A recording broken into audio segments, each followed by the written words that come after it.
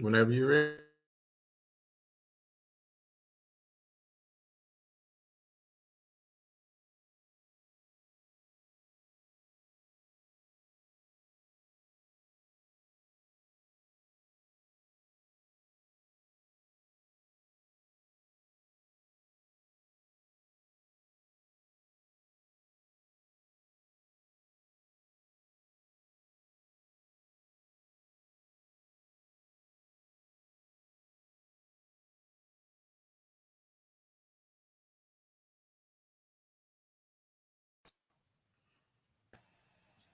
Bring back that beat. It seems like you had some trouble with your mute button. Huh? It seems like you had some trouble with your mute button. Nah, I'm doing my homage to Sean Rapp. Oh man, Sean Rapp. Sean Rapp. Fox. Oh. Now, Ben, long pause. It's after the 4, and then he wait. Then we'll come back tomorrow and say, right. He ran around the block, and then he go back. We're like, Sean, you there? Sean, you there? Excuse me? Yeah, I love it, man. Man, welcome back to the Fourcast. Seems like we've been on for 2 weeks, but I think it's only been 1. Right? Have it? It's been 2? I know the Cowboys played 1 week. Yeah. And then the week before that, I thought. Well, we did that. We did do 1 week. Descendants. We did Descendant, yeah. But we are back again with another great show. And what we do on this show, we review movies, films, documentaries, a completely different way, 4 different perspectives. And we go straight at the black films. That's mainly what we do. It's got to have a black lead, female or male. We pay respect to those films, and that's our lane. So, good to see you, brothers, again. Hey, Trap, how you doing? Good. I'm good. I like that. I like the theater background. I'm ready. Homage to Hollywood Shuffle when they were reviewing the movies. Sneaking in the movies. Exactly. Wilkes, how you doing? Pretty good. Doing all right. Doing good. Good. Dog. Hang on, you ain't finished with Wilkes yet. What? Why is that? You ain't asked about his cup or nothing like that? Oh, yeah. I didn't see the cup. I didn't see the cup yet. Well, we don't have to see it to know that it exists. It's the old school. It's a homage to the amaretto sour, Shit, you don't see the pilot when you're flying in the plane, motherfucker, but you still buckle your seatbelt and ride, don't you? Yeah, it's there. You're right. It's there. Amaretto sour tonight. Nothing too crazy. Old school. I'm a fan. I could have joined you with that this evening. Oh yeah, absolutely. But Doc, welcome back. How was Tampa? Tampa was fantastic, man. It really was. In fact, back to Wilkes again. It's like this is the Wilkes special today. We've been talking off camera and on, but I had no idea the Cuban influence was as big in Tampa as it is in Miami. Maybe even more so, man. Yeah, I had no idea. I didn't know. No idea, man. And you may have ran into a few restaurants. Oh, no doubt, I did. Yeah, I did. And let me just say this. If it was a situation where I could name the beauty of the week, them 3 Cubans that worked at this restaurant called it's 86 something 86. If I could name one of them. Yeah. So meat pies galore this weekend. I tried every different meat pie I could. There's this place that had some, man, that were just fantastic, man. In fact, we got a Bahama Breeze here, right? We do. Well, they have a Bahama Breeze Island Grill, and the graphics and stuff like that make me think it's just a larger restaurant of the small, because the ones we have are kind of like small, little, like snow cone kind of places or whatever, right? Yeah. But this is a full-fledged restaurant, a large restaurant. And they meat pies in their home, boy. Woo! Did you post? I posted a picture of those. Okay. Yeah, and then some of those conch fritters too. You know. Yes.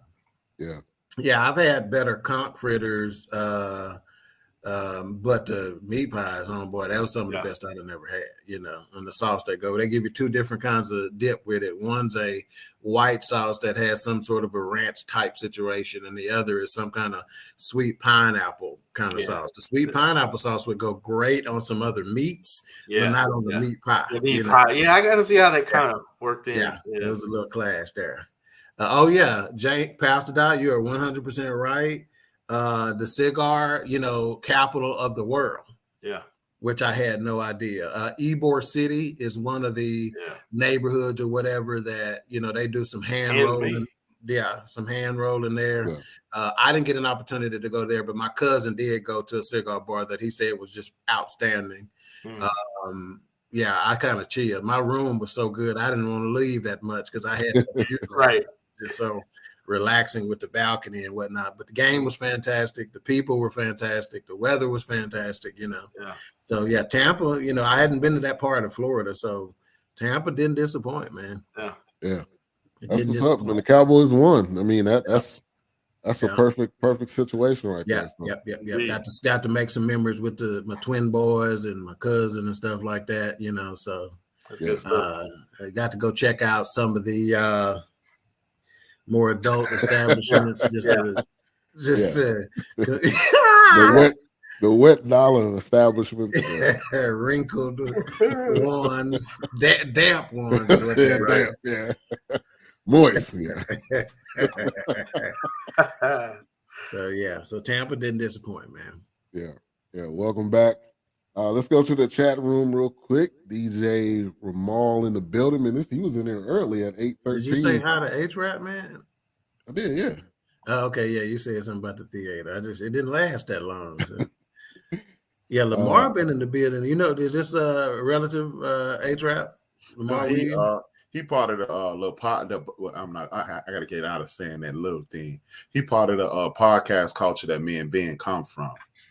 Oh, okay, cool. Yeah, he was in early. Appreciate you. Yeah, D Great, thank you for tuning in. Yeah, Black Sprinkler. Yep. D Great, man. Everybody said their prayers, but the prayers wasn't enough, man. Give me. He's a Cowboys fan. He's out in South LA. Central LA. Yeah. So Okay. give us your thoughts, D Great. DJ Knox, thank you for tuning in. All right, so tonight, on the recommendation of A-Trap, I'm going to go ahead and say it right now. This was a great recommendation. Entergalactic. It is on Netflix. I would highly recommend you see it. Kid Cudi was the director, producer. I don't know if he was the director, but no, he wasn't the director, but he was the creator of it. He was the creator of it, yeah. He was all hands-on with this one. The creativity was crazy. But we definitely going to get into it. Yeah. So let's go right into it. Initial thoughts. I'm going to go to you first, A-Trap. This was when you recommended. Actually, I just recommended it because I saw it. I didn't even watch it before I recommended it. I just looked at it, saw it was a Black love story, and it's something that we need more of. I really enjoyed it. I liked the story. It was real. It was very authentic. I think it was better as a animated film than it would have been as an actual film. Yeah, because they got a chance to juice up the characters, juice up the story a little bit, and it showed authentic relationship versus getting too caught up in what's going around them. It focused on the characters. I really enjoyed it. Yeah, I watched it twice, 3 times. As a matter of fact. Wilkes. I thought it was done well. I love the different colors, how that kind of came together. It was definitely, if you listen to Kid Cudi's music, I know I've listened to quite a bit of it. Just watching this, I mean, it was Kid Cudi all over it. I mean, from his music, from his album covers to his music videos, even some references back to some of his earlier albums. Were in here for me, but I want to rewatch it, but I'm going to rewatch it with my headphones on while listening to Kid Cudi. So I'm going to see how that kind of mixes together, how that goes. With You're going to smoke your one with it? Yeah, of course. That would be best. We'll see. But I enjoyed it. I liked it. Nice straw. Shout out to Keisha, Key, Lolo, K-Rap, LaShawn, the realest. Girl, you like one of them people on Dateline that got a whole bunch of aliases. You don't know which one is which. Wise in the building. Thank you for the tuning Chris in. Hansen Dateline or the other one? To Catch a Predator. The other Dateline. The one that go on Fridays, not the one where they. Hey, come on in. Yeah, don't turn around now. What you got there? You got a 12-pack with you? Some condoms in the sack too? Right. Oh, and some gummy bears? What's up with that, homeboy? Right. Just shake him down. Yeah. They be done. Shook. And I Chris just Hansen came to actually talk, went to jail for motherfucker. something. I just came to talk, man. He was gonna play cards. Oh my God. Kirby Alexander, thank you for tuning in. She said, "Don't forget pimp or PIMP." Okay. Okay. All right. Doc. Yeah, let me get back to my little old spiel. You know, we talk about the plot for those who are not aware of what the movie was about. Like H-Rap alluded to, it is a black love story. Ambitious artist Jabari attempts to balance success and love after he moves into his dream Manhattan apartment and falls for his next door neighbor. Initially announced as a television series in August 2022, Entergalactic was then redeveloped as a TV special. So as I was, trying to find it and locate it and, kind of get prepared to take notes and stuff like that, they kept referring to it as a series here and there in certain spots, and I'm like, okay, wait a minute. Is this going to be a series? Is this a movie? Is this then based on the length, it was actually closer related to a feature length film, apparently they do already have plans for Entergalactic, what they're calling season 2, which would probably just simply be another feature-length film. So I think they're doing it like that, So I thought that was pretty interesting. Again, the initial release was September the 30th of 2022. I'm not familiar with the director, Fletcher Moles, but he is the guy who directed it. But as we mentioned earlier, Kid Cudi and Kenya Barris was are the creators of it. Kid Cudi, I didn't know that his real name was Scott Ramon Seguro Mescudi, spelled Mescudi, which is a very interesting name, isn't it? Yes. I'm not sure what his background is, racial, ethnic background is, or makeup is, or whatnot, but that's different. Now, another thing that I kind of researched is the title Entergalactic, right? Because when I first heard about it, what did you think? What did y'all think? I thought some Star Wars kind of shit, I thought they were going to be like, right? I thought some aliens were invading or something. Yeah. But the reason why it's called Entergalactic is because the title came from his first album. And he did actually a song and it was Entergalactic, but it was separated. It wasn't together like this. It was called Entergalactic. Right. And it was about him meeting this girl for the first time, them doing shrooms and having some wild sex. So, he kind of took this and turned it into a film. So first impressions were fantastic. If I could tell you, when I saw it was an animated thing, I was not happy about it. I was like, fuck. An animated movie, what the fuck are we doing? But 30 minutes in, I'm texting people that I know who would be into this kind of stuff. And like, hey, have you seen this? And I'm like fully engulfed, fully engrossed, and was like, this is super dope.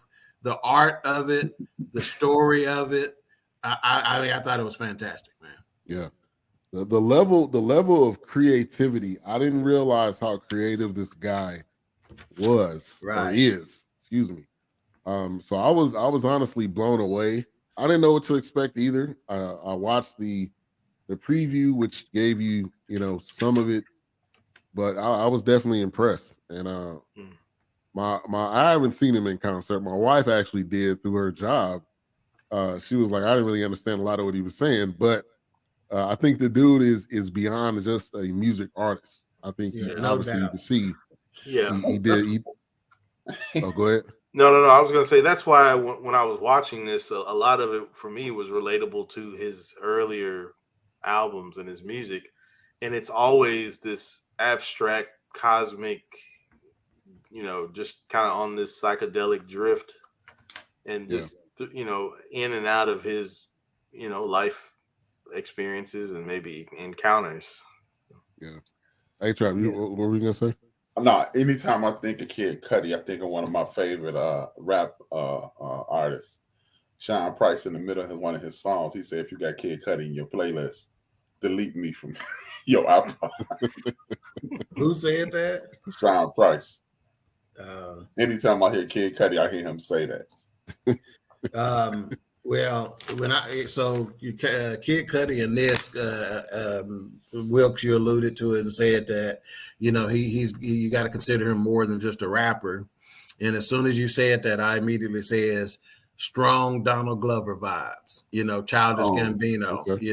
Kind of creativity and but in his own lane. I mean, think about it. He ain't stole this from nobody. And I think he can go somewhere with this, to be perfectly honest with you. I think it can be a whole cult following kind of situation and a whole lane by himself, man. Yeah, and he does. I'm telling you, my wife went to the concert. It was packed. He has the cult following. I didn't really understand it, but I think through this film, for me, I understood, like, okay, I see why people. Well, you got to get high to see it, man. That's why you don't see it. I mean, he literally has a song called Marijuana, but you got to get high. He raps about that. He was brushing his teeth and passing the joint. Yeah. So I mean, that's what he do. Yeah. He's a brainchild of Kanye West, isn't he? Right. I think Kanye found him, or Kanye or Kid Cudi came to him or something like that. Chance the Rapper. You said what? He like the adult version of Chance the Rapper. The rated R version, I should say. The rated R version.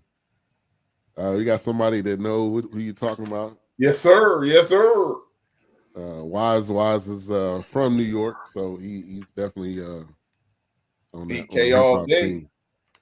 Yeah. I feel like Sean Price has done something with Apollo Brown. Sean Price was before he passed away. He was all over the place. He was West Coast, East Coast. Done some stuff. Yeah, Sean Price was everywhere, man. Yeah.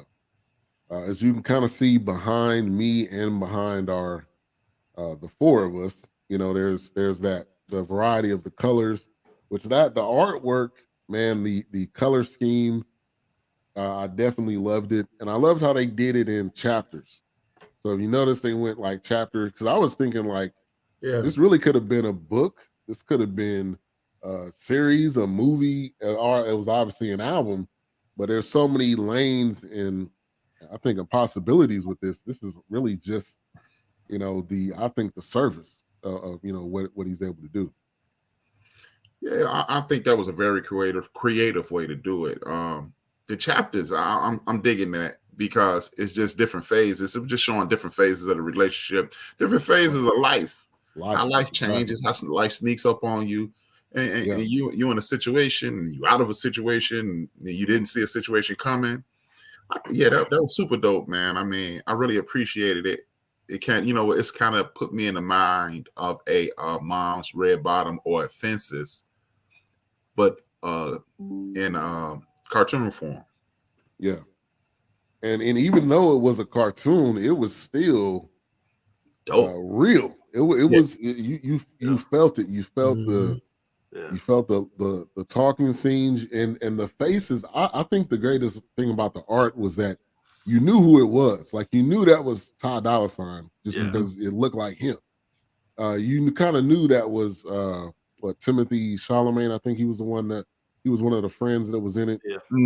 Like you knew it because the way they did it, it was just so.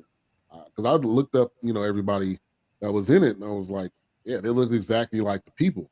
And I think that's what made it even more real than it being like cartoonish And then I think that would have kind of killed the vibe too. Yeah, because very shortly you forget you watching a cartoon basically or an animated movie. Right. And you want to talk about power pack. We talk about films and whatnot, like The Harder They Fall, and we talk about how power packed it is with talent.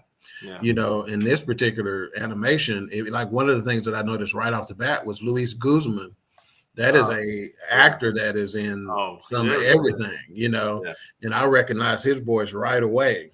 Then of course, as being mentioned, you got Ty Dolla $ign, you got Macaulay Culkin in here as Downtown Pat, which was a fantastic character, So yeah, man. So I think they did a fantastic job. And then of course there's some not as well known actors in the film as well, who I think all of them did a fantastic job, man. I really do. Yeah. Very creative, but yeah, some power pack, some talent in this thing, some big time Hollywood folks. Yeah. Yeah.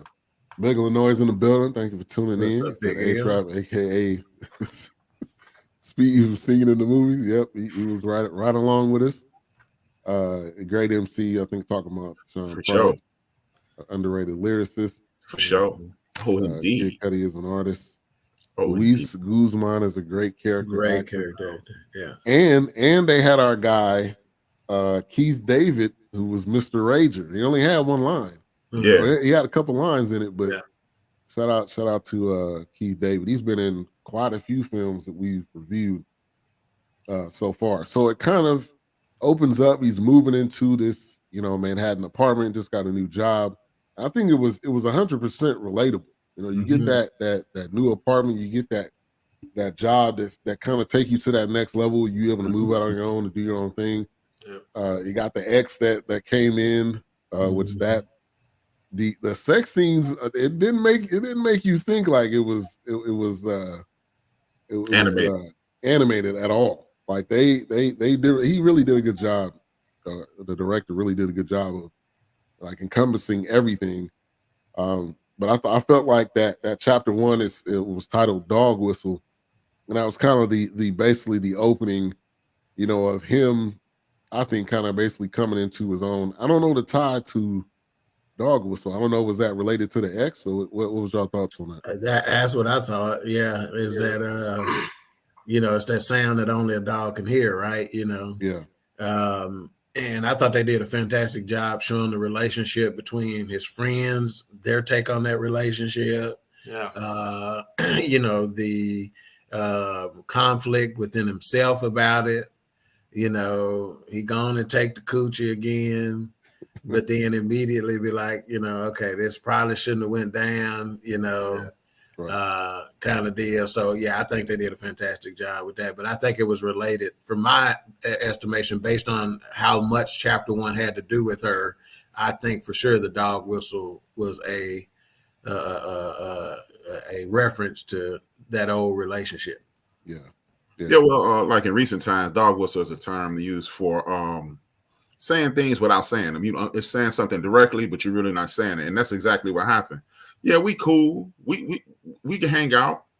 Sorry we had sex, but that's not what it is. And I pretty much let you know before we laid down that it wasn't that. So the dog whistle was, I ain't really doing nothing. I ain't really trying to get on nothing. He didn't say, no, I don't want no coochie, but he was pretty much saying, I'll take some coochie, but it ain't nothing more than a coochie. So in recent political times, the dog whistle is traditionally attached to racism.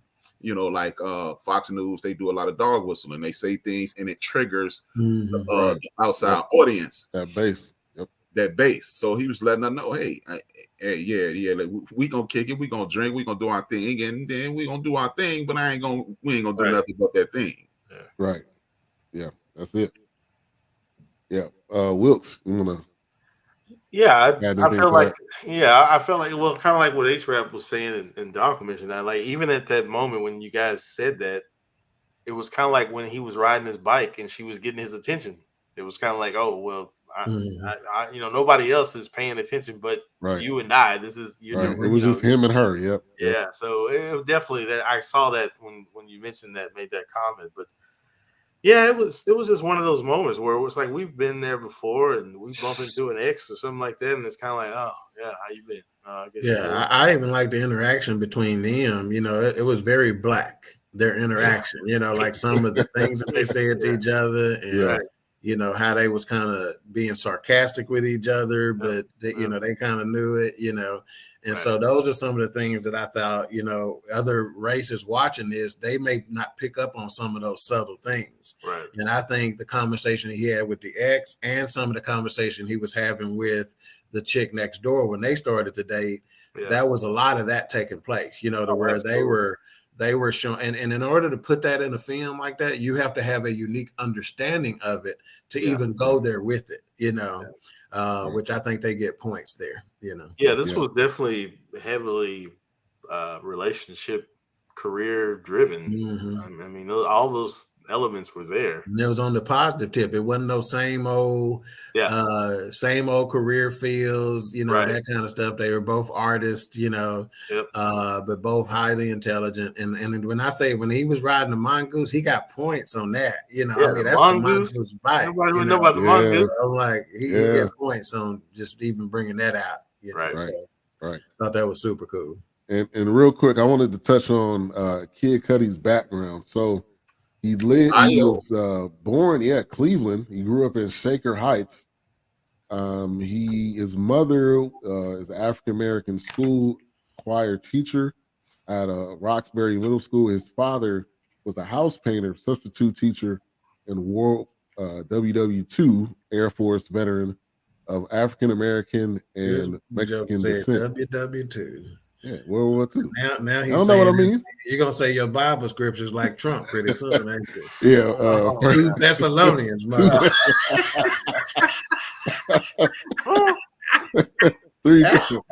3 Peter, yeah. Well, that's a little bit. So he got that from his dad, that art side of it, and then the music part, from his mom. So that's a little bit. Yeah, that's deep right there, man, because it's something in your DNA. Because just simply because you're around it don't mean you get it, right? Right. So that's in your blood, man. Right. And getting it both ways. Yeah. It's really, you can compare it to an athlete that's fire, right? Like Adrian Peterson, his dad was a heck of an athlete, basketball and football, and his mama was a world-class sprinter. So he got it on us. Just like athleticism is in your DNA, that artistic flair is in your DNA too. It's I bet you it's a certain part of the brain that is developed more than the regular people who are not as creative or as artistic. You follow what I'm saying? I agree. Shout out to Cool McCain, co-host of the NFC Beast. He has the Eagles Elite podcast. He also has the Play Callers Sports Talk. Appreciate you for tuning in. Yeah, what's up, Cool? Definitely. That closure hoodie, it looks so simple, but I was like, I need to get me one of those. Yeah, I mean, like the way they did hopefully the you gonna wash yours a few more times than he washed it. He kept putting that motherfucker on, didn't he? You need to spray some Febreze on there. That motherfucker smell like weed and everything. Right. Weed and toothpaste. That's about it. But yeah. Wilkes, you mentioned some stuff about the fashion. I still didn't catch it. So so this actually also was dedicated to the late Virgil. I guess it's Abloh. Is that how you pronounce his last name? Yeah. He was, of course, a fashion artist, and one of his things, it wasn't just through clothing. I think he also collected a few pieces of art too, and went to galleries. But he actually designed the clothes that they were wearing in this movie or animated movie. And then there was one where the friend was wearing the shirt dedicated to him. It had his name on it. And then at the end of the movie, they have a billboard. They have Kid Cudi pointing at him, and then Virgil is on the other side. It was pretty dope. That's why I said the colors, for me, I connected it with Virgil as an artist, and just Kid Cudi's album art, that second album, and maybe that third album. But this was definitely for me, because I've listened to him quite a bit, and it was just great to see this done the way it was done. I mean, I didn't even when I saw that it was animated, I was kind of like Doc at first. I was kind of like, what are they gonna be? And then of course I'm like, are they being attacked by aliens? They going time jump? Like what's happening? But no, it was really done really well. I mean, even the aspects in the blackness in the movie where he was like, don't put your hands on me, and he's kind of like, but I'm here for trouble. I'm not here for trouble. Like, no, hold on, bro. Calm down, bro. It's good, they still kept that. They still kept that aspect, and it's kind of like this was really done well, and I think it worked as an animated movie because, like H-Rap was saying, it may not have been as good. Maybe I think they would have. Maybe I don't think it would have been. Yeah, I think they would have lost some things there if it was live action. And it wasn't corny. Yeah, I think that was my fear. Like, okay, this is gonna be corny, but it wasn't at all. Go ahead, A-Trap. Kudos to them, man, because Virgil was and when it comes to the fashion world, Virgil was a trendsetter. He knocked down plenty of walls so people could walk through that fashion industry. Louis Vuitton, he was a VP of Louis Vuitton. Valenciago. I mean, this dude was a trendsetter. He was taken away way too soon to cancer. He was big here in Chicago. He was big all over New York. It was just he had connections with Wes. It's these dudes here, Dave, Jeff, them there. A lot of their stuff was it was, y'all know how much I'm into the hip hop culture. This was extremely hip hop, and it was really dope. The dialogue, like Dog said, it was us. It was us personified. It was this was a Fourcast film. That's the best way I could put it. This was a feature film created. It's almost like they said, you know what? It's these four cats doing this podcast every Monday night. We need to do something for them, and they made this. And shout out to those people. Definitely. Yeah. Right. Let me ask you something about animation in terms of making it. Back in the day, people don't understand how much went into animation, right? To where, you're having to draw, 1,000 pieces of paper, in order for one scene, not even a scene, a 5-second, right, move across the screen, And I would imagine with technology, some of that may have been cut down, but am I wrong? Is it still as time consuming as it, It is. You still have the pencil side of it, but now everything is moving into computer and digital frames and capturing and coloring. Okay. Actually, that was one of my graphic designs was one of my things that I was going to go into because the funny thing was, I couldn't decide in high school who I was going to work for. I was either going to draw for Disney or draw for Marvel, and now they're both one company. So, but graphic animation, and then of course that also leads into why I plate the way your ass got stuck with Ben. Shit, what the hell? Hey, man. Cooking burgers.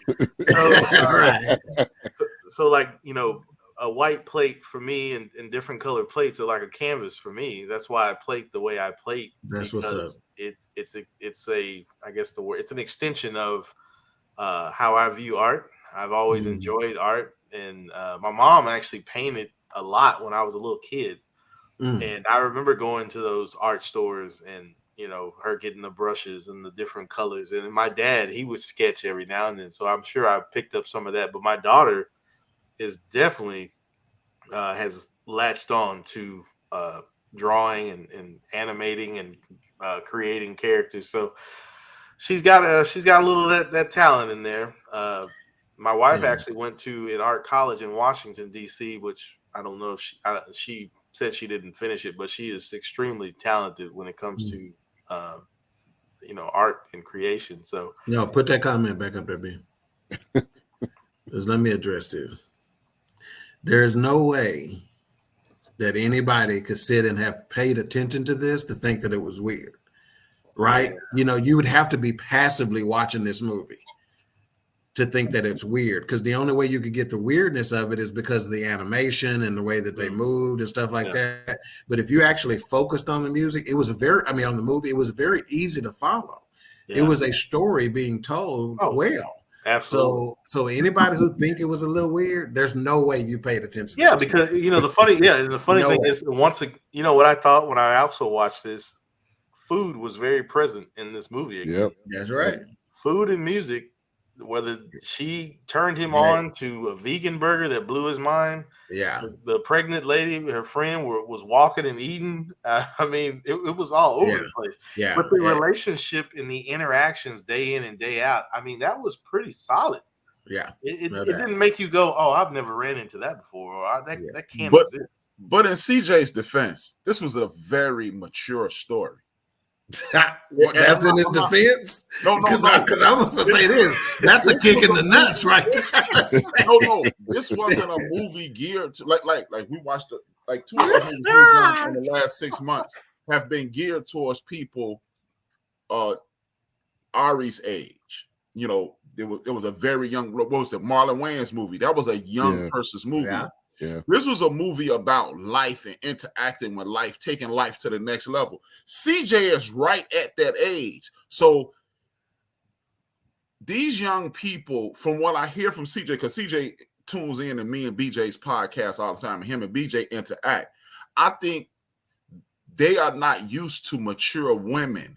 They're not used to that connection. So us being 35 to 50 years old, we understood it. They are coming from he's coming from a different world. I think it's exactly what I said. They watch TV different. They watch movies different. They don't wait. They doing 5,000 different things when they taking in a show. So there's no way you could just be focused on this movie and not follow it, because it's not high intelligence in where it was a hard to follow thing. It was very basic things. And even if he's not exposed to more mature females, or if even his career path is not where it is, it's not hard to follow in those terms. Yeah. So for him to say it's a little weird, I'm telling you, dude, and CJ, please answer this question. He was doing 10 other things while he was checking this out. Go ahead, Will. I just felt like I mean, like I said, I didn't know what to expect. I didn't know if it was going to be along the lines of, like, some animated stuff can be overly kiddish, I guess. Mm-hmm. That makes sense. That's what's up. That makes sense. Yeah. But then there's some animations that are for adults, and this is one of them. I mean, like I said, when you watch this, these are conversations that you have with your homies. Real life shit. She was having conversations with her girls. Yeah. I mean, it was. I mean, you've seen this, you've heard it, especially if you watched Insecure, if you watched Love and Basketball, if you watched Best Man. I mean, all of these elements are. And I done had conversations with CJ that are deep conversations, so it ain't something that he cannot follow. Right. But this cat, for him to say it was a little weird, not what I'm saying. I'm telling you, he wasn't paying attention to this movie. All right. Well, I wonder what made it. Maybe he can answer what made it weird to him, because I mean, the music was legit. Yeah, we can let him answer. But if you passively watch it, think about it for a second. Imagine if you were in another room and you came into the kitchen to grab something and somebody was watching this movie. Yeah. And you just glanced at it. You're like, man, that's some weird shit. Because you ain't in the story. You ain't paying attention to how to set up. They drifting through space, and you're like, what is happening right now? He said, nah, Doc, the animation. Yeah, he said the animation was off, but everything else was okay, I guess. Yeah. That I guess. Go ahead, A-Trap. You were gonna say something. No, I just think, like he said, that's what I was thinking. I think he looked at it, said, this is a cartoon. I know CJ. I mean, CJ will write a book in my show, so I know he's highly intelligent. I'm not discarding his intelligence. I just think this was a movie pushed towards 30 and older, because this is a 30 and older kind of conversation that they were having. He had homeboys who telling him initially, everybody got that one homeboy who's just a hound. He in the streets, he hitting anything he can. And then you got other homeboys saying, hey man, you need to do the right thing. And then, you confuse her homegirls telling her, it's just, I don't think these young people are truly having these conversations. So CJ's looking, in my personal opinion, CJ may have been looking at the color schemes, looking at all this crazy stuff that's going on, looking at the vagina parties and going, what is this? And he didn't stop and engage, because it was beyond what he's doing. Yeah. So CJ, you missed the first part of the show, and me and Wilkes both have said, well, I'm not. As soon as I knew the movie was an animation movie, I was immediately like, shit, I don't want to watch this. Yeah, I was like, But 20 minutes in, I forget it's an animation, and I can't even, there have been some more serious movies to where I'll just let that shit play. I'm gonna go use the restroom right quick, and I'm gonna come right back. Right. With this one, I'm pausing that muffin. I'm standing and waiting till a good point to pause it before I go use the restroom and then come back, or I'm gonna go get me something to drink. I don't want to miss none of it, because it was that engaging, Yeah. And again, I promise you, I think I'm not an animation guy. Based on this comment, he just didn't like the animation. That he said he didn't like that style. So I think eat the cake animation. Yeah, I think it was definitely different. Everything can't be Dragon Ball Z, man. I understand. Hold on. He said, and they use like literally any animation style. Example, Aaron Magruder's style when he made Boondocks. Yeah, the style was definitely different. It was kind of that how they were walking and how they were moving. But I think it, just depends on whatever your style. Yeah, like that. Yeah. Like Mortal Kombat almost. CJ, was you sober while you was watching it, or you had something to drink? Probably tripping him out.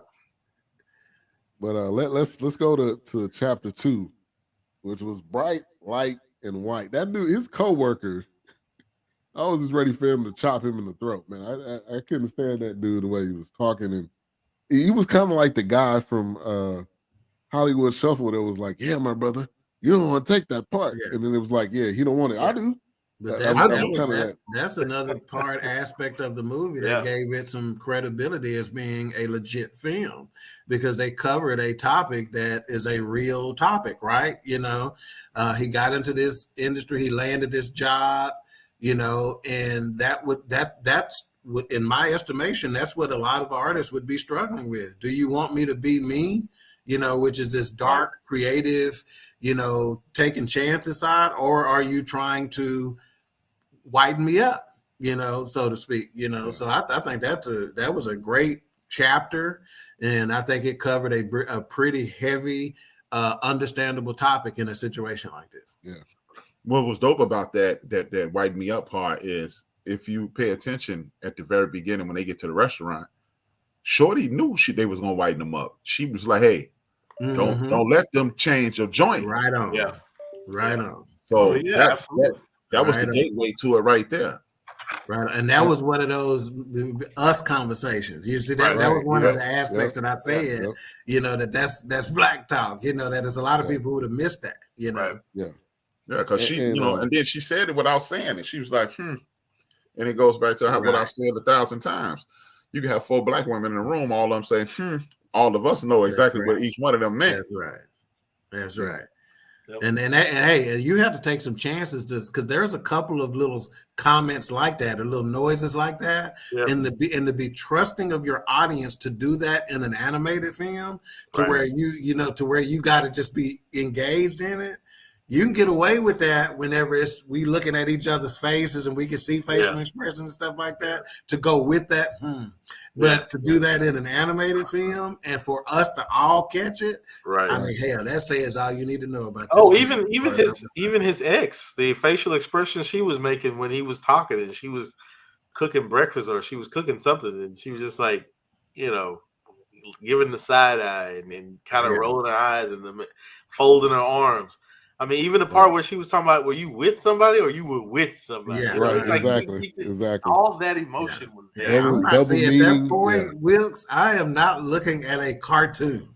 You know what I'm saying? I'm not looking at an animated film. I'm really not. My mind has forgotten the fact that I'm watching an animated movie. It's engulfed. And if anybody walked in on me, they'd be like, "Nigga, you watching a cartoon?"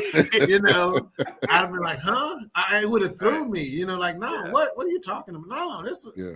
And hell, just like I mean, a lot of, I mean, even with some music now, are going animated videos. Yeah. You know, so in a sense, I got where they were going, but this really felt.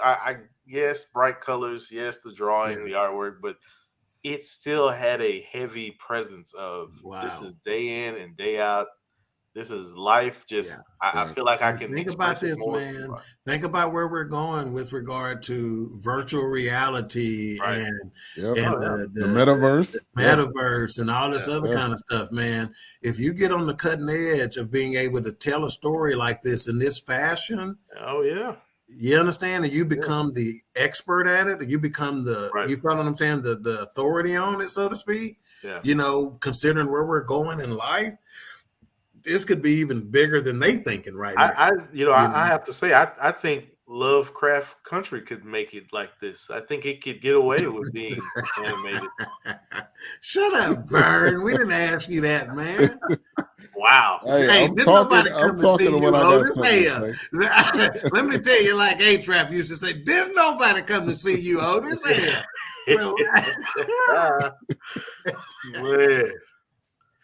But go ahead, Wilkes. I don't know if you. No, I was just saying. I even think Lovecraft Country could get away with something like this. I mean, it's one of those things where, but you have to, you know, it can catch the weight of the moment if I can use that. Yeah, and I think to the point of this film, the ex wasn't really. I don't think she was keeping it real with him like the next door neighbor was. That she was just straight up with him, like, hey, you know they got to try to flip what you're doing. So absolutely. I think that's kind of where the connection came. She was kind of she seemed kind of high sedity, and he was like, I ain't really on that level. And the same way with the guy that was her, I guess that was her manager, her art manager or something. When she was about to smoke in the car, and he was like, really? You know, they should have dated each other because they seemed like they were more so, you know, on the same level. Nah. She was real, man. I mean, she was extremely. This was black. This was super duper black. This was classic New York black. I'm talking about the ex. I'm talking about the ex. No, I'm just saying okay. That wouldn't have worked because, like she said, she even said, remember her white homegirl was like, "What? You ain't never thought about homeboy?" She's like, "No, all white men look alike." Yeah, I mean, this joint was so black. Oppression. Yeah. This joint was so black, man. It was insane, and that was one of the things. The dialogue sold me on this entire get down. That's what I was saying. Yeah, it was. Yeah. It carried the weight of day in and day out conversations. If you're at the office, if you're on the phone, at lunch, at a hangout, you know, it carries. If you with your boys. Yeah, whatever. I've been a part of a few conversations that took place in this film. I've been a part of it carries that weight very well. Yeah. And then last part with chapter 2, excuse me. When he said the not a lot of us. Like how many of that conversation that we had with somebody when they walk in the door, we like, look, let me pull you to the side real quick. Mm-hmm. Ain't a lot of us in here. So let me give you the rundown. And Doc, you talked about that. Code switch. Yeah, right. Yep. Numerous times. Being able to mentor people, you know. Yeah. Chapter 3, Secret Spot. I thought this was dope on so many levels because I've had vegan burgers. My wife had me trying different stuff, and I'm like, this can't be vegan or you know, non-meat. But everybody got that spot that they go to. And when somebody else goes to it, they're like, this all right. Yeah. You're like, nah, this is my spot, though. Right. You may not be feeling it like I am, but this is my spot. So, I mean, I felt like that was super relatable. And it was black. It was that spot made me think of Slutty Vegan, because that's out of Atlanta, because a lot of people how that spot's blown up. But she's able to flip, you know, traditional food and make it vegan. So give me your thoughts on chapter 3, Doc. Yeah, I'm just gonna say this: as soon as they introduced her and she was doing the sage thing, I was like, "Great, a fucking sage burner!" Right. Fuck, don't go here with her. You know what I'm saying? So that whole vegan thing, you know, vegans don't like me. You know, because I'm like, if vegan is so good, why y'all try to make everything look like our food? You know, why I need to look like a hamburger? Why I need to look like a meatball? It's a mental why thing. I need to look like vegan is so good, just let the shit be good. Right. That's the point, though. It ain't good. Presentation and everything. It's gotta be presentable. If it was a bunch of vegetables balled up into a hamburger bun, nobody would eat that. It's got to be presentable. You got to do a lot of shit to make it taste good. If you got to get weird shit to glue it together, you don't need to be eating it. Yeah. And with a cow, all you got to do is cut the horns off and wipe its ass, and it's good. There you go. Damn squash soup. You got to boil the squash. You got to get the coconut milk. You got to get the cream the pea. They did make the burger look good, didn't they? Yeah. They made it. They sold it, man. You know, like damn. At first, I thought it was the Greasy Spoon in Houston, but it just said Greasy Spoon. Right. And even after, let's again more dialogue afterwards where they talking about. He's like, "Hey, I appreciate you for buying me a burger," and she goes, "Burgers," you know, and they, you know, that kind of dialogue. I'm like, that's pretty dope, you know. He said, "Well, I'll go buy everything." Yeah. This was an easy watch, man. You could you could just sit down and watch this, and you felt like you were vibing to it. And the music, A-Trap, the music, and throughout this whole thing, it just fit perfectly with everything. And he had a song for everything, which I'm sure they probably put it together that way. But the song went well. It wasn't out of sync. To me, it was nothing I could really say that was wrong with this movie. Yeah, well, hey, check it out. You were immediately talking about the Kid Cudi cuts on there, but the fact that you got a Minnie Riperton cut on there, and you got a Drew Hill cut on there, and they chopping up, Drew Hill what's his name? Thong Cisco. Pre-Thong Cisco and all that kind of stuff, you know. I mean, but again, you dropped a Minnie Riperton cut on this movie. Right. That like, you know, that let me put it like this. They covered such a wide spectrum of Black people in 4 or 5 characters.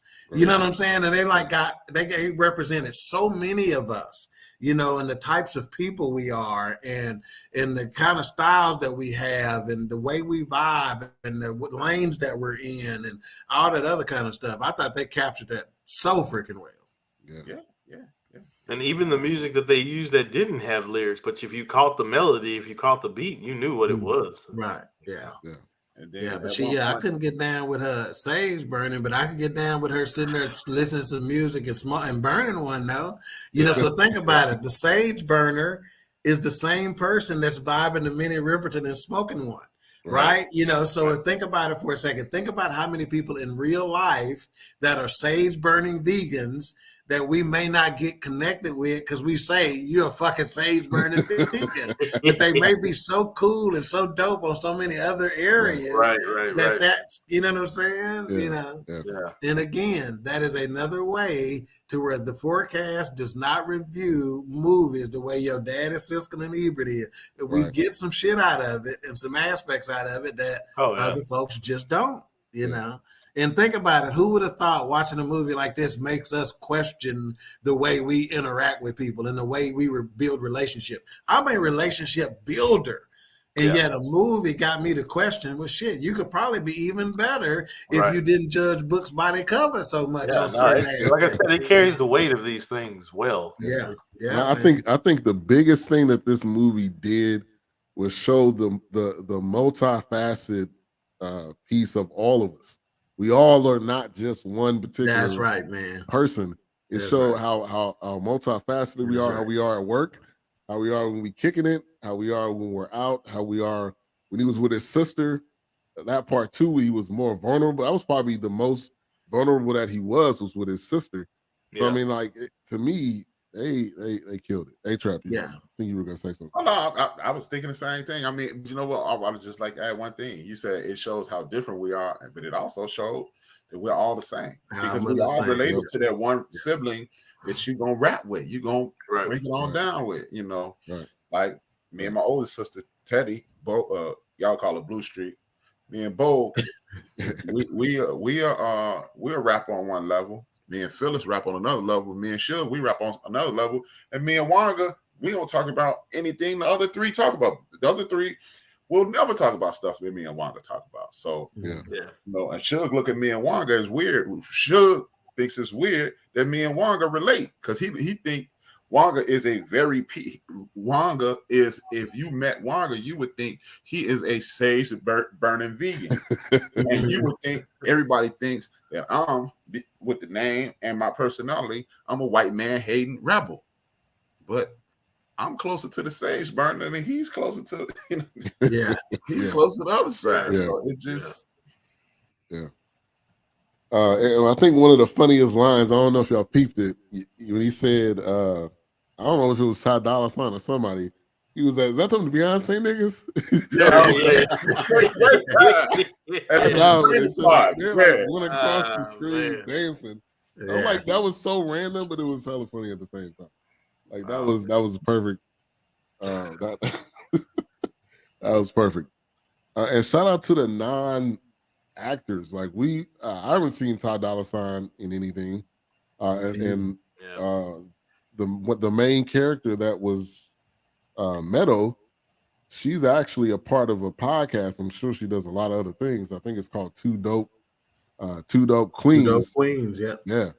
I mean, so again, that goes back to just telling you the podcast is really the beginning, I think, of your creativity and where you can go with things. All right, I think that brings us up to a point to where I can come on in here, right, man? So go on and introduce me, sir. I got you. I'm gonna have to change to the other banners though, because I think you put the photos on the wrong. Oh, did I? Yeah, but I'll flip it over there to you. Okay. Where is it? We'll get there. Hey. Beauty of the week.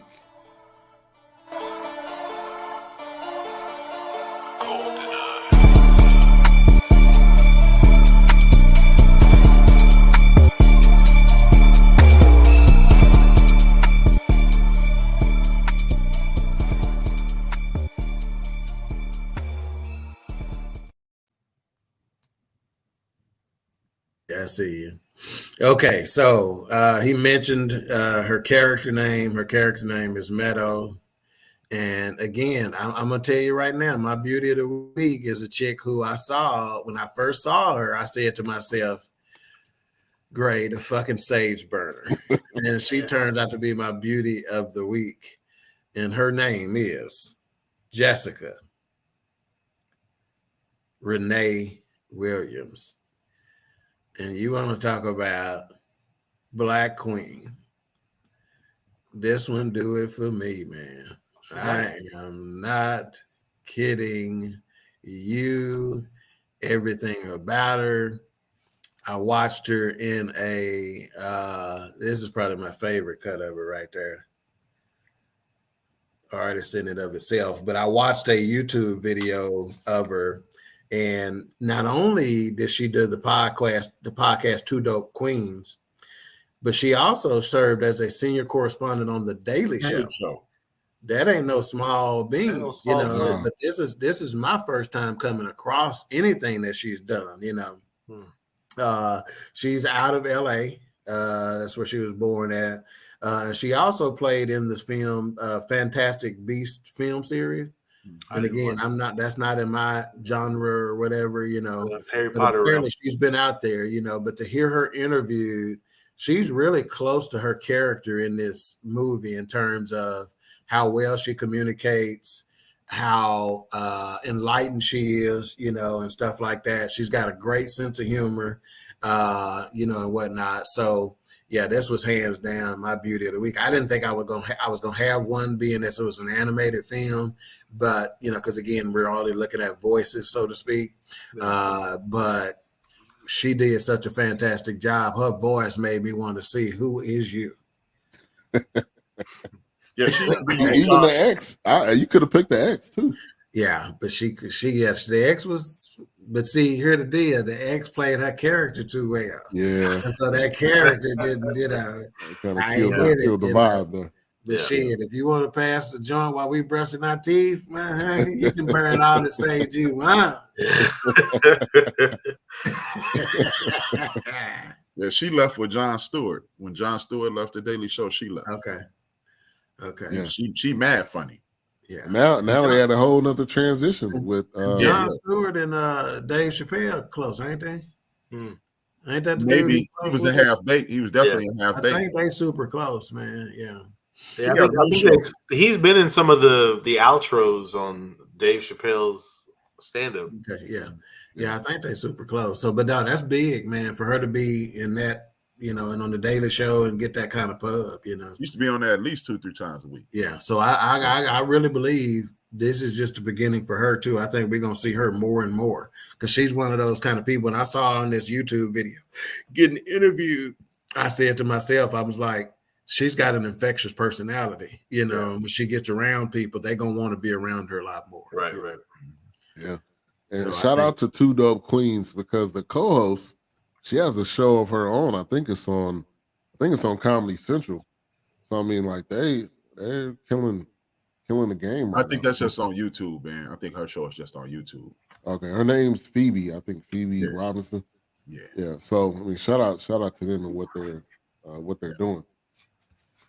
Chapter 4. Before we get into chapter 4, we can take a quick break, and we'll be right back as we are talking Entergalactic. It's available on Netflix.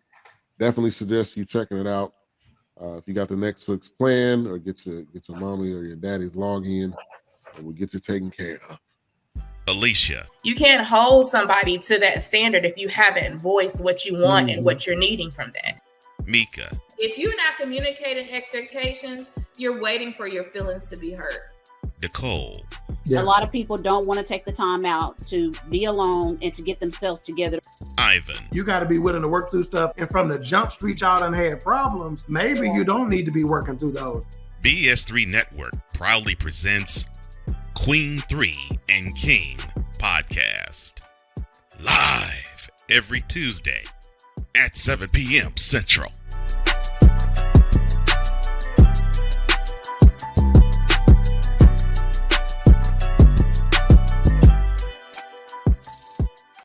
BS3 Network, changing the way you watch TV. All right, welcome back to the Fourcast, Chapter 4, Hunan. Now, I was waiting for them to say Punani because if y'all remember, Wilkes, I don't know if Doc and A-Trap, y'all was using that. But once we figured out what that meant, I was in middle school, whatever grade that was, we use that all That's the time. an age joke, so take this, man. Every time my child was using that. Of course, I remember. I don't know.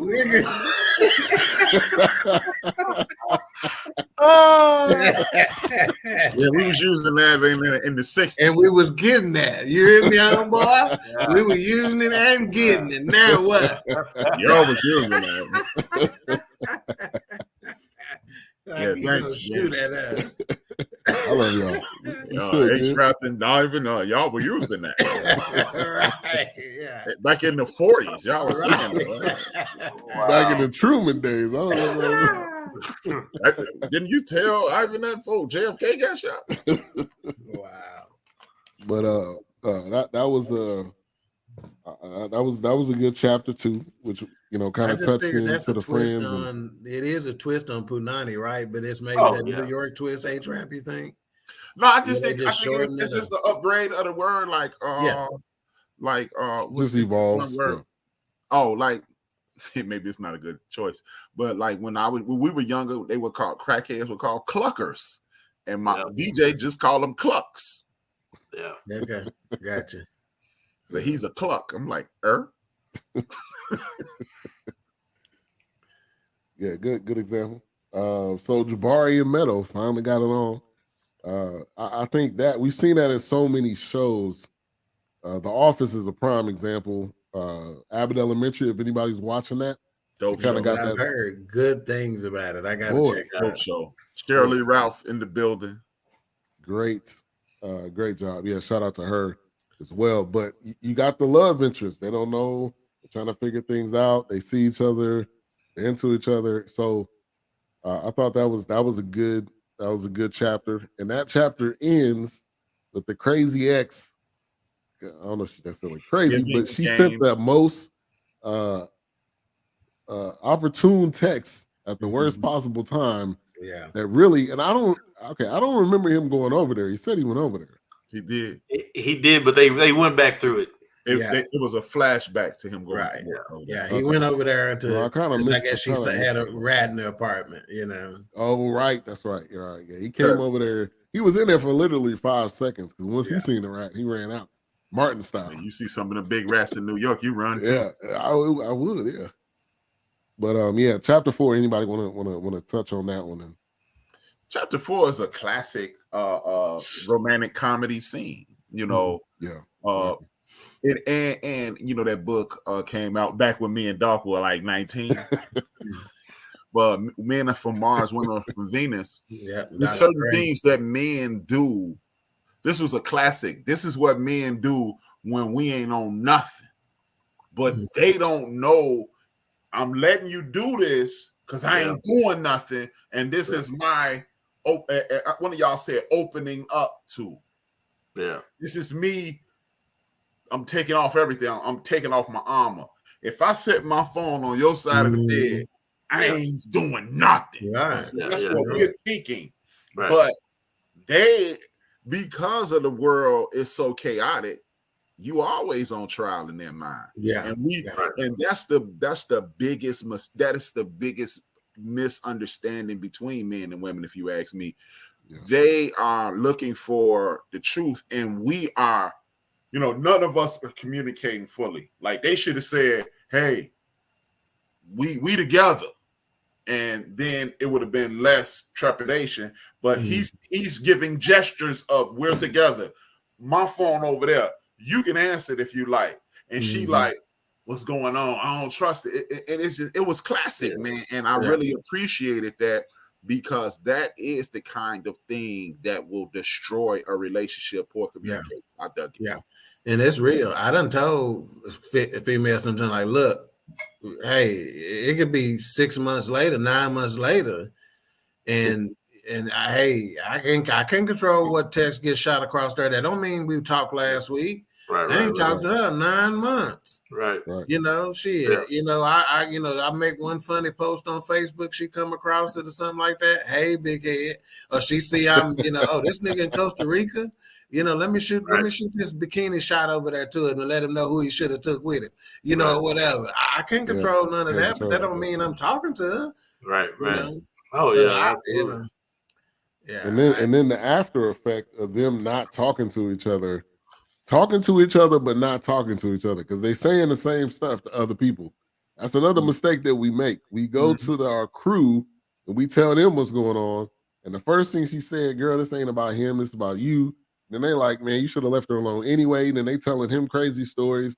Yeah. So that is a prime example of how stuff really goes down. Yes. Yeah. My favorite part in that part was is when, and again, it's that one homie who trifling. You can't take advice from him on nothing but how to microwave popcorn. And then you got that one homie who may not be as seasoned in regards to interaction with other women, but he will give you sage information. And he was like, look, dog, you need to block shorty and you need to call your woman. Right. And and the funny thing is Big Illinois is both of those dudes. Both in one. Yeah, Big Illinois is, well, put it like this. We have a nickname for our crew, and it's called Slime Ball. And he was like, you slime balling? Nah, man, you need to. Big Illinois asked me a question once. I'll tell y'all later, but it helped fix us. It helped fix me as a human being. And so me and Big Illinois have been slime balling. And being in the joint, you get a lot of wisdom, don't you? Appreciate you for tuning in. I think this is a new. No, that's Anicia. She listens all the time. That's my homegirl, Shay. We grew up together. Okay, all right. Appreciate you tuning in tonight. Anybody else want to touch on chapter 4? Nope. I think it's been said. Yeah, the funniest one that's now relatable is It Was Yellow when she gave him the thumbs up, and it was like, hold on, was it a skin tone or was it yellow? He was like, it was yellow. And it was like, dun, dun, dun. Yeah, she know, nigga. It's over for you. Yeah, that was dope. Yeah, that brought it into today's era, obviously with cell phones and with how emojis and all that. He didn't even take the time to make sure her skin tone was right. Yeah, that was just a quick response. Yeah. Okay. Cool. Yeah, buddy. Yeah. Right, Sure. right back at you. Yeah. That was dope. It showed the levels of an early relationship, and when you go through your first argument, when you go through your first situation that comes up, and how you handle it. And so the last one was Do It On Purpose, which his sister kind of came in. I was trying to figure out who that was.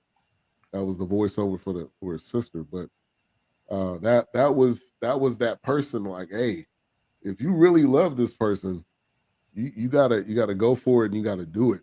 And that's how to do it on purpose, which I think means definitely says a lot. The crazy thing is the way this was animated, a lot of people would have worked in this setting. Yeah. Like Jill Scott would have worked.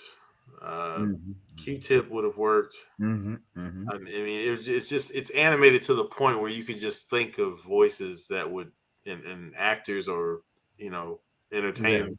Which is why I think this will serve as an inspiration piece for a lot of folks, man. And I think this may jump off some stuff, really. Oh yeah, absolutely, yeah. And this was a current hip hop film, basically, is what it was. Yeah. I also got J. Cole vibes when I was watching it, which I was surprised that J. Cole was not in it or his music, but I got J. Cole vibes as when I was watching it. Yeah. Who would you make Q-Tip? What's that? Who would you make Q-Tip? I don't know. I guess he would have to be somebody that was his homeboy, maybe working in maybe a delivery kind of business. Maybe he got his own business, kind of thing. I think that would work. I think he could pull that off. Yeah. I mean, you could have really put anybody. Q-Tip. Yeah. Yeah, the main character, Yeah, absolutely. Now that you said it, yeah. I mean, I've asked for years why don't I got a lot of homeboys who MCs and they don't rhyme anymore. And I ask them regularly, why don't y'all write a movie, man? I mean, because I got a homeboy, he's just nice. He's super nice, and he don't do anything with it. And he tells stories in his music. And I always wondered, like, why not just write a movie? Yeah, a lot of there's definitely some voices that would work in this setting. Yeah. And Kenya Burris, Kenya Burris does Blackish, all the different versions of that, all the different spinoffs of Blackish. I think they got 3 or 4. Black I think he's also a part of, I think, the new film coming out, which we're going to review next week. You People. I think he's the director of that as well, which is a new film with Eddie Murphy, Jonah Hill, Neil. I think Neil Long's in it. Mm-hmm. Is this a reverse? Who's coming to dinner? Yep. I would think so. Yeah, I believe so. Yeah. Or guess who's coming to dinner? But Eddie got that. Adam Sandler deal. Like I can't. Oh, absolutely. I'm thinking. I mean, he's out. He had Dolomite. He had. He's got this one. He had another film, Coming to America. Now it wasn't on Netflix. Oh, no, I think. Yeah, I feel like he had something else on Netflix. I was thinking that too. Axel Foley. Is that coming to Netflix? I think so. Maybe. I think it is. Maybe, but Eddie's making that comeback, so we can be reviewing. Maybe that's something we need to do. Because didn't we talk about doing one of Eddie's old movies, like the one of the Beverly Hills Cops or something like that? I think we did. 48 Hours or something. Yeah. Maybe we can do, if we're gonna do the Axel Foley, maybe do Beverly Hills Cop and then come back and do Axel Foley a week later. Whenever it comes out. Yeah. Man, anything Eddie, I'm in. Yeah. Eddie is 48 Hours used to be my joint, man. Every time that sucker was on, I'm watching. 48 Hours was it, man. And Nick Nolte, man. Roxanne. Quiet down there. Yeah, man. I used to love that. Yeah, those movies were so dark and gritty, man. And I love because even Beverly Hills Cop had those moments where you got comedy relief, but there were moments where it's like, okay, we're going in guns. It's the real deal shit. Yeah. Some people gonna die in this. And you can tell they was using real life instances, like using the coffee to cover up smell of drugs and stuff like that. Art and its influence and position on the drug cartel and the drug gang. A lot of folks don't understand art's position when it comes to drugs and laundering money and all that other stuff. Oh, absolutely. Don't pay attention to the canvases I got in my hand. Don't look too close. Yeah. Don't pay too close attention. Right. Oh, this is Blue Street right here. Strong smell of coffee in your house. I thought you just was a Folgers kind of guy. Yeah, man. Eddie is a classic actor.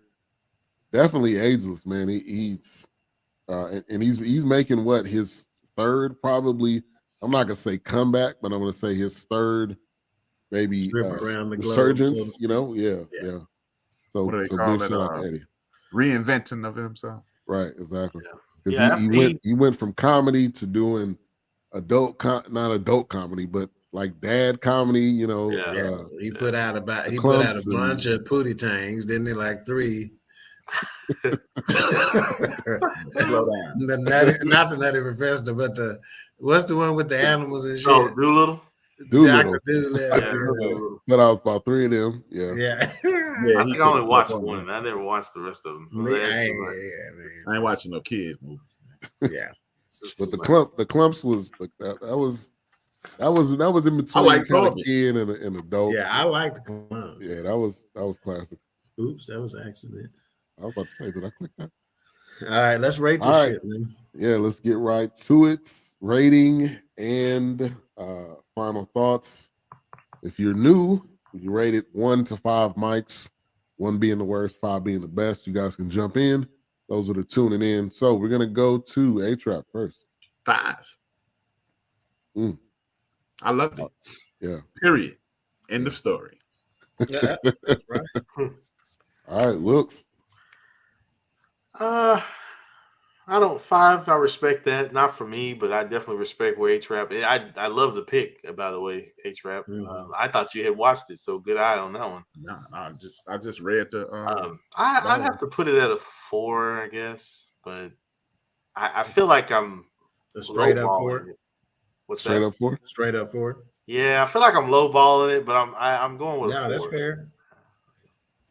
Yeah. All right. Dog. I'm at a 4.5 myself, so I'm exactly in between where those two gentlemen are. Yeah. And that's only because I keep 5 in very, very, very, very high esteem. Yeah. But I think considering what this is, I think the possibilities, I think the art of it, the future of it, and when you talk about inspiring other people and the potential and all that other kind of stuff, I think it's a solid 4.5, but I would not argue with the 5. Yeah. It was art, really at its finest. Just art in film, art in actual art in music. Yeah. I could not find anything wrong. There was nothing I could say I could nitpick. But I am going to go with you almost got racist and said Nick. I'm going to say I ain't going to nigga pick this, right? But I'm gonna give it a 4.5. I was thinking 5, but 5 I think to me is in the upper echelon of what we review.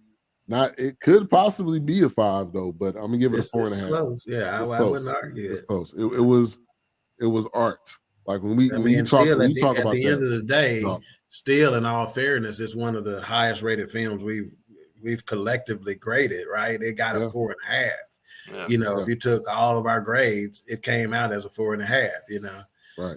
In fact, that's what we probably need to be doing. Like when we post these on YouTube or whatever, you know how like in Google or something, it'll show we need to be able to, we need to figure that out so we can, when people look at it, they can see what our movies got collectively. You know? Right. We may not be able to go back and do that, but start it from here on out. Going forward, yeah.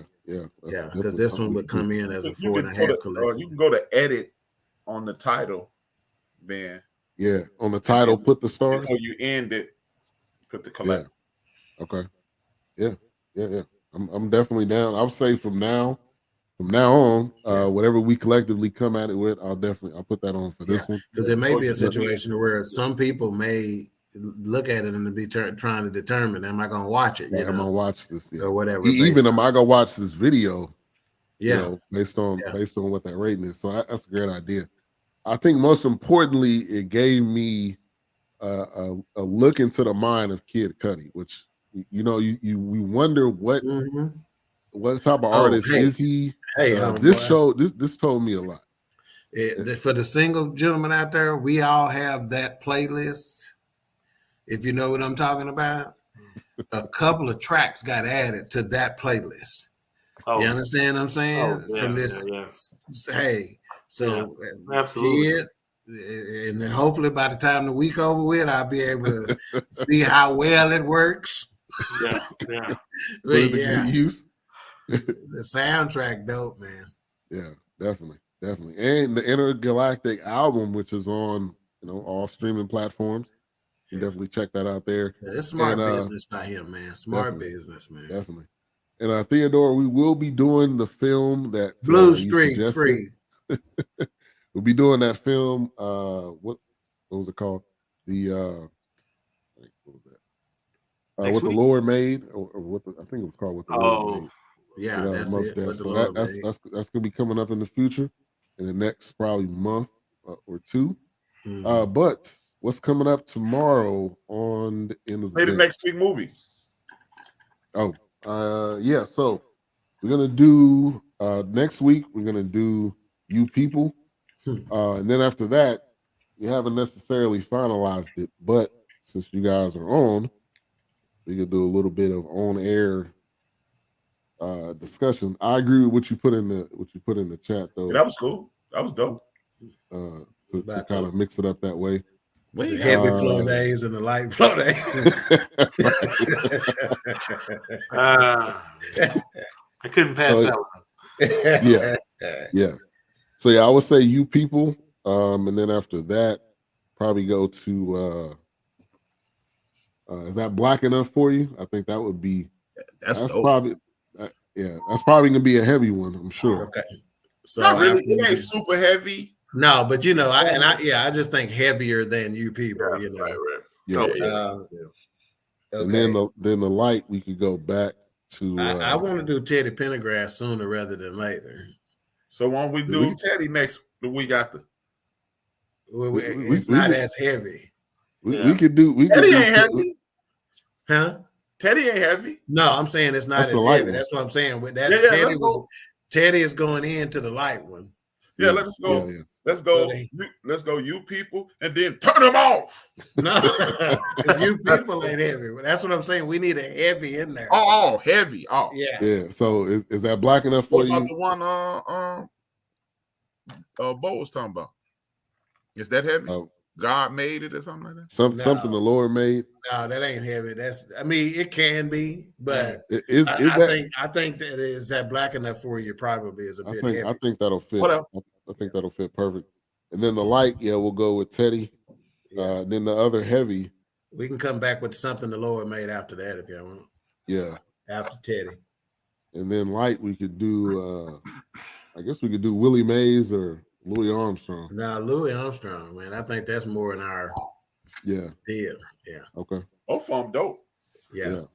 I'm gonna watch the Willie Mays one regardless. Yeah, we're gonna do that for sure. But I just think hopefully did you write that down? No. I thought you were I got it though. I got it. I'm putting it in the chat right now. Okay. All right, so that's what we got coming up.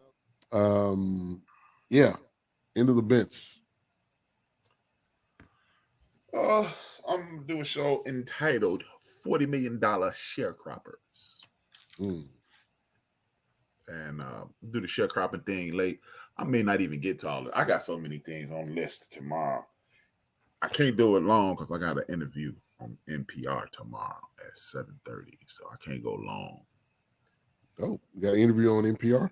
Yeah, this dude who was a Navy commander, and he's a Navy commander, and he used to work for the DIA. He has a show now, and he wants to talk to me. I was like, ack. Yeah, that's the guy you were saying that went from one life to no. That's my homeboy, Craig. Craig is who you're thinking of. This is Craig's homeboy. Okay. That's what's up. Well, send us the link. I don't know if it's the link or not, but yeah, I don't know how it's gonna go. Yeah, but let us know definitely so we can. Yeah. Check it out and support and share for sure. But yeah, tomorrow I'm gonna talk about. Well, initially I was gonna talk about how we are sharecropping in regards to athletics, but then Governor DeSantis said, "Hey, look at this trick bag. I'm pulling this out," and then there's so many other things. This guy. Yeah, right. Yeah, and then Missouri started attacking women clothes, and it snowballed into some other things. So now I may not get through half the stuff I want to get through because I'm gonna have to keep this at a quick hour. Yeah. So it's gonna be a tight hour tomorrow, but hopefully I can get to that $40 million sharecropping thing because it is important that we realize that we are driving a culture, and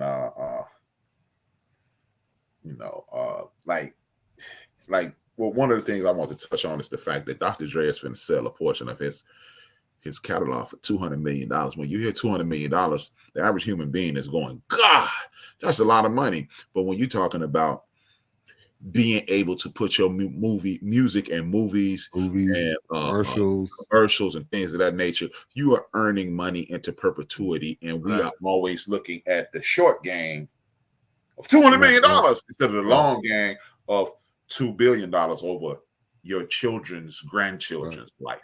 Right. So that's what made me say $40 million sharecroppers. And then I also have consistently said when we call people slaves and they're getting paid $40 million, it's an insult to our ancestors because slaves. Right. Yeah. They play the long game. Appreciate you, Doc. Mm-hmm. But that's a whole that is an interesting topic because I'm interested to hear a lot of artists are doing this now. Yeah. I'm like, is it a money? It's a tax deal. If the catalog was not sold by the time they passed away, it's a whole different tax implication for their kids. So that's why they're trying to sell it ahead of time to get a guaranteed amount that's not, subject to those taxes. Yeah. But then all they have to do is put it in a trust.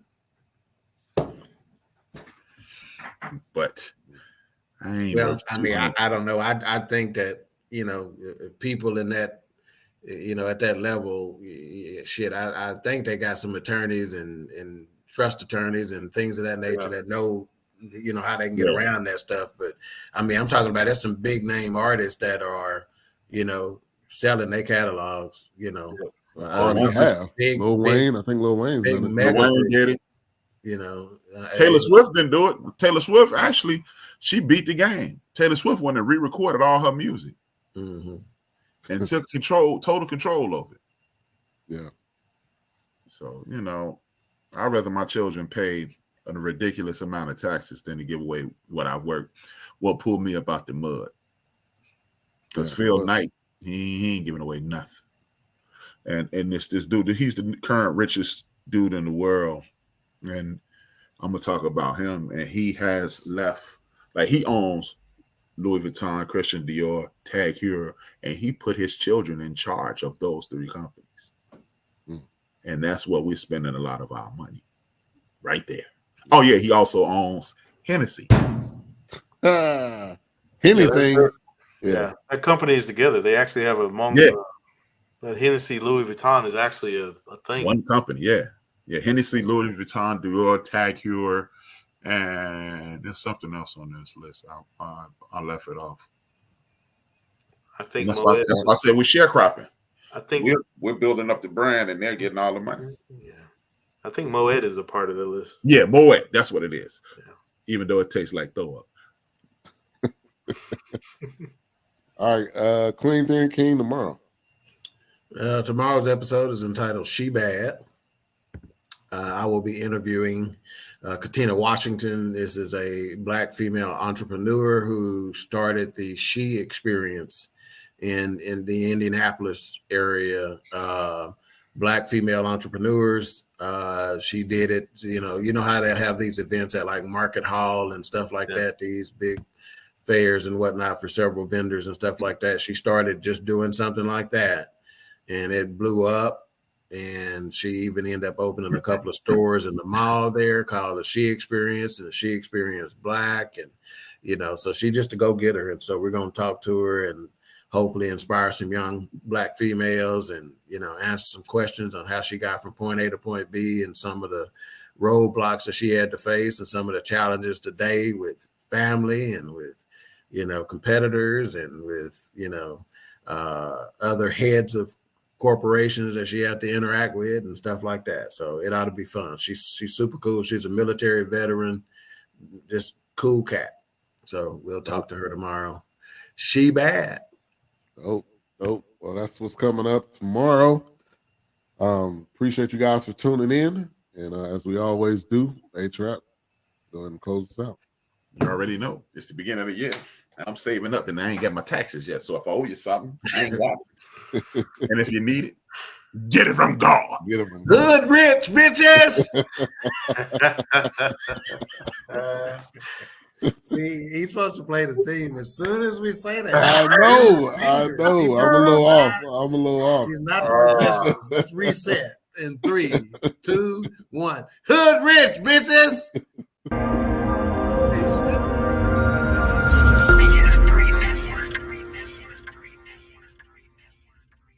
BS3 Network, changing the way you watch TV.